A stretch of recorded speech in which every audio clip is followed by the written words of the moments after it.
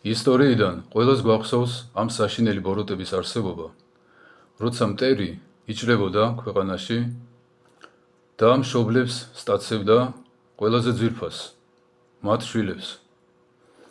მიჰყავდა თავის ქვეყანაში, ავიწყებდა სამშობლოს, მშობლებს, უცვლიდა რელიგიას და თავის ჭკუაზე ზრდიდა. და მერე ამ მამლუქებს იყენებდა ხოლმე თავისი საქმეებისთვის, რომ კიდე სხვა ქვეყნები გაემწარებინა.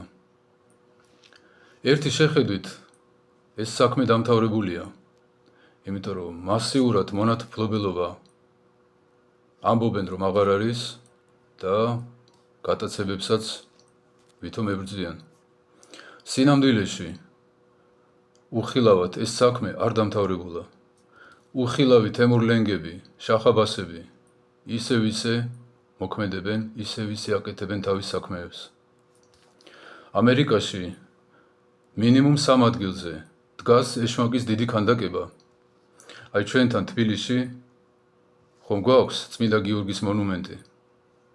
აი ასე კადნიერად, ასე თავისუფლად ამერიკაში უდგათ რაღაცა თხისთავიანი კაცის ქანდაკება, რომელსაც აქვს თხის ფეხები, რაღაც საზარელი.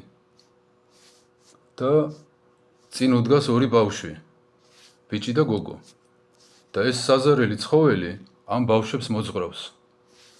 მთელი ქვეყნის გასაგონად, მთელი ქვეყნის დასანახად, ეშმაკი აცხადებს, რომ მისი სამიზნეა ბავშვები. შესაბამისად, ჩვენი დაცვა, ჩვენი ზრუნვა პირველ რიგში უნდა ეხებოდეს ბავშვებს. სულ პირველი მამლუქი იყო ადამი. ადამმა დაივიწყა ზეციური მამა, ზეციური სამშობლო და ეშმაკის მხარეზე გადავიდა. ჩვენ ვართ ადამის და ევას დეფექტური შთამომავლობა და თუ ნახეთ ადამიანი, რომ თავისი ზეციური სამშობლო ახსოვდეს, ეს არის ხოლმე გასაკვირი. ამას ემატება კიდევ ერთი პრობლემა, რომ ჩვენ არა მარტო მამლუქები ვართ, არამედ მამლუქებისგან გაზრდილი მამლუქები. მე მახსოვს 22 წლის ვიყავი, პირველად გავიგე სიტყვა თავმდაბლობა. არ ვიცოდი ეს რას ნიშნავდა, ვერ ხვდებოდი. კარგად მახსოვს, თბილისის ქუჩებში მივდივარ და ვფიქრობ, ნეტა რას უნდა ნიშნავდეს მეთქი. ალბათ ადამიანს რო თავი დაღუნული აქვს თქო. ვცდილობდი რომ სიტყვის წარმომავლობით მისი შინაარსი ამომეხსნა.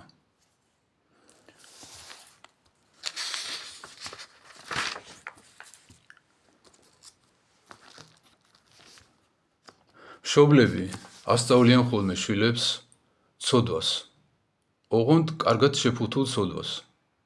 იმიტომ რომ თავის მხრივ თავისი მშობლებისგან ისწავლეს ასე კარგად შეფუთული ბოროტება. ამაოდმეტყველებას დაარქმევენ ხოლმე კომუნიკაბელურობას. ამ პარტავნებას ასწავლიან ხოლმე ბავშვებს, იმიტომ რომ სიამოვნებთ. ადამიანის ტვინი მომართულია სიამოვნებაზე და არა იმაზე, კარგია თუ ცუდი. და ასწავლიან ხოლმე რომ ეს არის ღირსების დაცვა. სიმამაცეს უწოდებენ ხოლმე აგრესიას, თავხედობას. და ასე ბავშვობიდან მამლუქები ზრდიან მამლუქებს. ეს იმაზე საზარელია, ვიდრე ადრე იყო. ადრე მშობელს არ უნდოდა ხოლმე შვილს რო სტაცებდნენ. და დღეს წარმოიდგინეთ, რომ საქართველოში ქართველი ასწავლიდეს ან სპარსულს, ან თურქულს, იმიტომ რომ მერე ფაშას გაუგზავნოს და თავისი მონდომებით. ეს ხომ უფრო უარესია. როგორ მივხვდეთ, მამლუქები ვართ თუ არა? თუ თქვენი გონება ძირითადად დაკავებულია ზეციური სამშობლოთი და მიწიური სამშობლო არ ახსოვს, ან ცოტათი ახსოვს, მაშინ ეს თქვენ არ გეხებათ. თუ თქვენ დღე და ღამე გადართული ხართ იმაზე, რომ სახლი კი გაქვთ, მაგრამ უკეთესი უნდა იყიდოთ, მანქანა კი გაქვთ, მაგრამ უკეთესი უნდა იყიდოთ და ასე შემდეგ. მთელი თქვენი გონება, მთელი თქვენი აზროვნება დაკავებულია იმით, როგორ მოეწყოთ ამ ქვეყანაზე და ზეციური სამშობლო არის სადღაც სხვა გალაქტიკაში.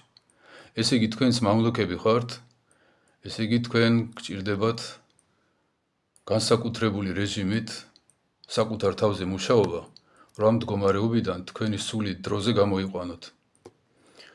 სახარება მამებს უწერიათ აგიყვანთო სასუფეველში. ამიტომ რაც უფრო მიწიურზე ფიქრობს ადამიანი, უფრო მეტად უნდა ისწავლოს სახარება და თავის შვილებსაც სპარსული კი არ ასწავლოს, არამედ თავის სამშობლოს ენა. ასწავლეთ ხოლმე მიწიური ცხოვრება, მაგრამ ეს უნდა იყოს მეორე, მესამე, მეათე ადგილზე. ძირითადად მშობელი დაკავებული უნდა იყოს თავისი საკუთარი შთამომავლობის სასუფეველისთვის მომზადებით. ნორმალური მშობლები შვილებს ასწავლიან მოღვაწეობას და არა რესტორანს. მერტო გაგახაროთ.